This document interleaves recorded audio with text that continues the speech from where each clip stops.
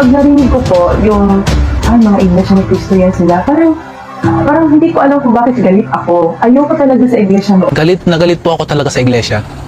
Talagang kung may makakita akong mga iglesia na naglalakad kapitbahay namin, talagang hindi ko talaga binabati kasi alam ko na iglesia sila. Bakit nga ba maraming tao ang nagagalit sa Iglesia ni Cristo? Pasintabi na rin po sa mga kapatirang INC. Wala po akong layunin at dahilan para saktan ang inyong damdamin. Kung sakali naman, ako sana ay patawarin. Bato, bato sa langit, ang tamaan, huwag magalit. Hindi bago sa pandinig ang hindi pagkagusto ng maraming tao sa INC. Sa diretsahang usapan, nagagalit sila sa simbahang ito at kung maaari lamang para sa kanila ay maglaho ito sa kanilang paningin. Ikaw na nagmamasid ay nagtataka pa ba? Kapag tinanong mo ang mga kapatiran, yung mga kakilala mo, halimbawa kaibigan, katropa, ay sasabihin nila sa iyo na sanay na sila na halos ay ipagtabuyan sila sa lipunan. Nararanasan daw nila yan kapag nag-iimbita sila para sa kanilang Bible study o anumang activity na related sa simbahan nila. May naririnig pa daw sila na masasakit na salita na minsan ay nakakapiko na rin pero sabi nga nila ay sanay na sila kaya pinababayaan na lang nila. Nauunawaan daw nila kung bakit nagagalit sa simbahan nila ang maraming tao. Hindi rin ito bago sa kanila. Ito pa daw ang lalong nagmo-motivate sa kanila na magpumilit na mag-imbita ng mga taong makikinig sa aral nila. Nag-research ako sa social media kung bakit maraming galit sa INC. Nagtanong-tanong, nagbasa-basa. Nagbasa ako ng mga komento, post, reaction ng mga tao tungkol sa INC. Sari-sari ang nahagip ng aking mata. Pinroseso ng malikot kong isipan at nagkaroon ako ng para sa akin ay 5 pangunahing dahilan. Gaya na dati, ay nais kong ibahagi ito sa inyo ng walang anumang layunin kundi ang masagot ang kaparehong katanungan. Bakit nga ba maraming tao ang nagagalit sa Iglesia ni Cristo? Unahin natin ang pang-5 sa aking listahan. Wala lang. Walang malinaw na dahilan. Pag narinig ko po yung mga Iglesia ni Cristo yan sila, parang hindi ko alam kung bakit galit ako. Ayoko talaga sa Iglesia. Kung narinig ko ang iglesia nito, parang naiinis ako nun. Hindi ko alam kung bakit. Wala naman silang ginagawang masama sa akin. Maraming ganito, hindi malinaw kahit sa sarili nila kung bakit galit sila sa iglesia. Basta sabi nila, ayaw ko sila, ayaw ko sa kanila, di ko sila gusto, basta. Napansin nyo ba, Maria Joseph, napaka-scientific ng dahilan. Isa ka ba sa mga ito? Sumusulasok ang iyong damdamin kapag nakikita mo sila? Gusto mong i-demolish ang kapilya nila gamit ang iyong mga mata. Dumarating sa punto na kinukutya mo sila, baka namumura pa. Ano ginawa nila sa'yo? Wala. Basta galit ka. Galit kasi sa kanila ang angkan mo, kaya galit ka na rin. Iba sila sa'yo, kaya galit ka. Number 4. Si Felix Manalo, isang Filipino. Para sa marami ay hindi katanggap-tanggap na isang Filipino na nagngangalang Felix Manalo ang nagsasabi ng tama at nagtuturo ng tamang daan papunta sa kaligtasan. At ang iba pati ang matatalinong banyaga ay mali na lahat. Ang pangalang Felix Manalo ay markado sa kanila. Damay pa ang kanyang buong angkan kasama ang kasalukuyang liderato ng simbahan. Mas matalino ba daw ang isang Filipino kaysa sa mga banyaga nagtatag ng kanilang relihiyon? Wala raw pinag-aralan, galing din daw sa Iglesia Katolika, produkto raw ng nilipatang mga sekta. Isang araw daw noong 1914 ay nagsabing siya ang sugo ng poon at may dala ng katotohanan. Maging mga kamag-anak daw niya ay hindi siya tinanggap. Bakit naman namin tatanggapin? Sabi nila. Sino ba siya? Malinaw na pati sa relihiyon ay biktima ang mga Filipino ng kolonyalismong mentalidad. Balikan natin ang kasaysayan. Mahigit 300 taon tayong sinakop at inalipin ng mga Kastila. Sila ang dahilan bakit nakarating ang Katolisismo sa ating mga tahanan. Sinakop din tayo at kinontrol ng mga Amerikano ang ating isipan. Hanggang ngayon ay napakalakas ng kanilang impluensya sa ating pananaw. Ipinasa nila sa atin ang protestantismo. Ang mga ito ang humubog ng ating kaisipan. Ipinakilala nila sa atin na magagaling sila. Naniwala tayo. Darasan, mahilig po akong sumama noon hanggang sa lumaki po ako. As pagiging deboto po sa Nazareno, taon-taon po, sumasama po kami sa translasyon, papunta ng Quiapo Church. Hoy, kaway-kaway! Sumasamba kami sa mga larawan. Nasa isip namin noon na yung po ng Nazareno ang siyang nagre-represent po na siya yung parang Diyos na sinasamba po namin. Puti sila, kayumanggi tayo. Waring ang kayumanggi ay tagasunod lamang ng mga puti maging sa larangan ng relihiyon. Mas tama ang banyagang relihiyon. Mali si Felix Manalo, kaya galit ang marami sa kanya. Felix, ano nangyayari sa'yo? Puro kasinungalingan na to. Puro kahibangan lang ang sinasabi mo. Wala, Felix! Wala sa Biblia ang mga sinasabi mo! Ba, Felix? Hindi kayo naniniwala Ano ba sa'yo. sinasabi? Wala! Wala mo ginawa yung sa'yo! Hindi ko yan!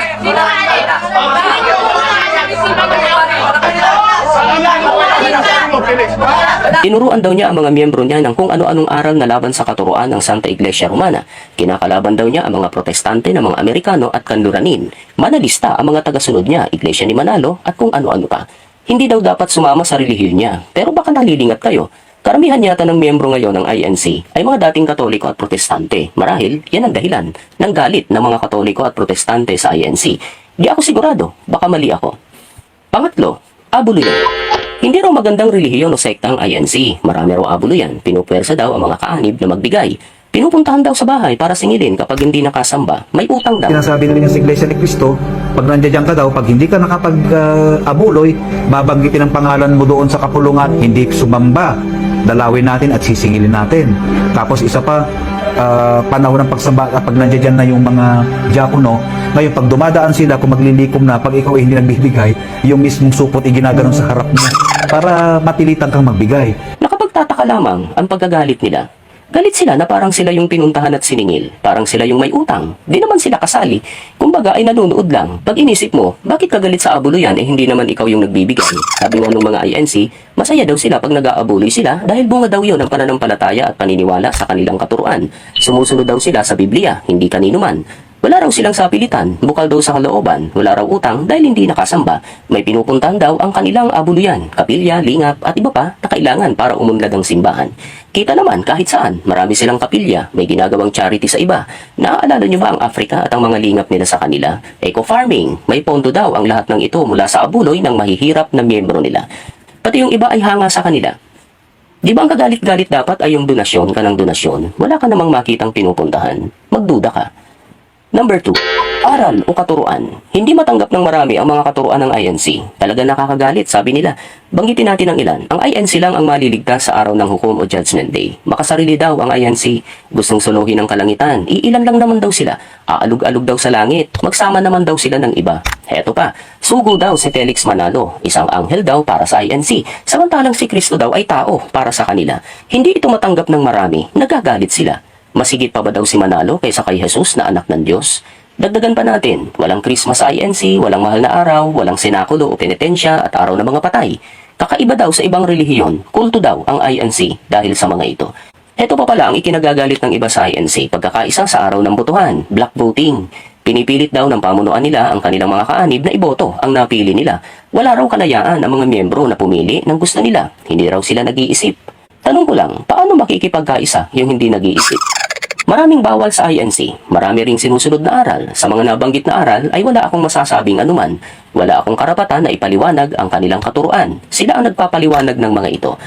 Ang tanong ko lang, ay ito kayang mga nagagalit sa INC dahil sa mga aral nila ay nakinig na kahit minsan o pinakinggan ang paliwanag ng INC tungkol sa kanilang mga aral?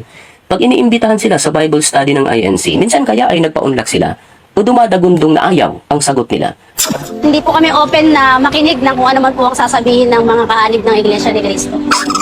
Nalilimutan yata ng mga nagagalit na ito na madalas nilang bansagan ng simbahang ito na si bersikulo at si kapitulo dahil sa bawat kibot ng mga ministro nito ay Biblia ang binabasa nila.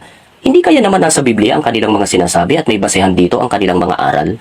O baka naman ang mga nagagalit na ito ay isinara na ang isip at mata at wala nang katwirang nakikita at chismis ang pinakikinggan. Nagtatanong lamang. Sa iglesia daw, sa pumasok ka dyan, ay lahat-lahat po ay may bayad. At saka marami pong bawal yan. Iglesia daw po ni Manalo. Lagi sinasabi na yung ikaw po, lagi ka dapat meron diyang handugan, lagi kang merong mga abuloy.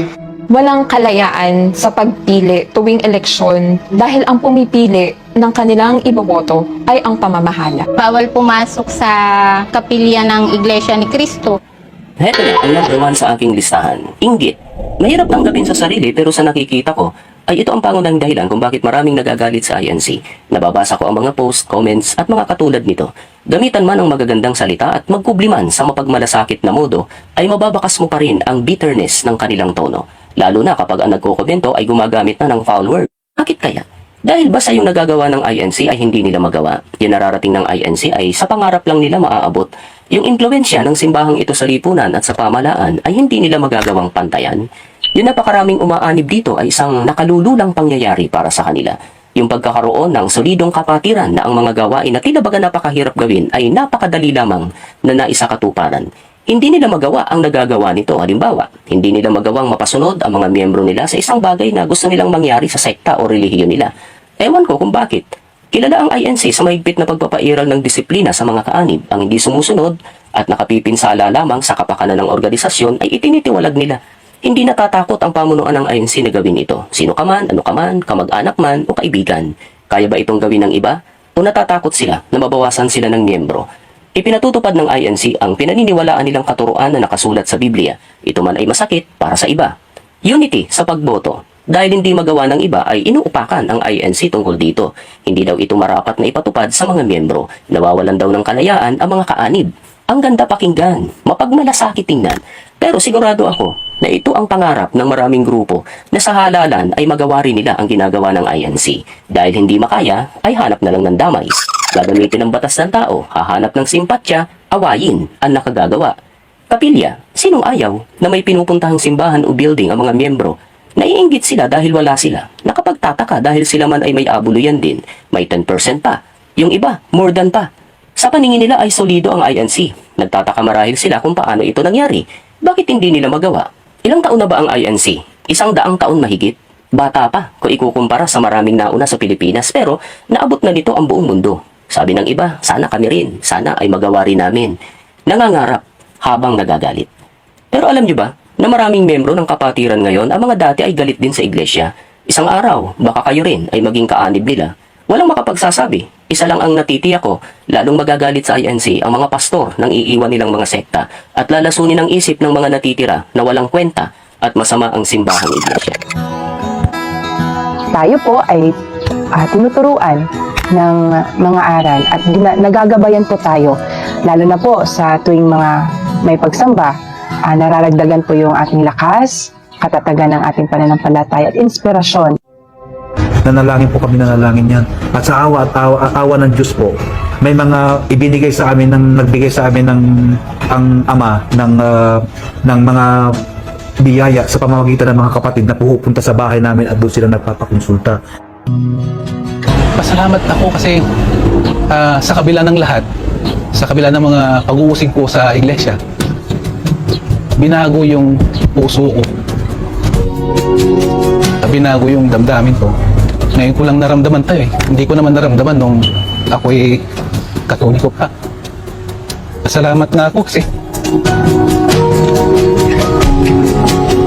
dati naghahanap ako ng kalinga, pero dito yung pagkalika, andito yung pagkalinga lalo sa pamamahala.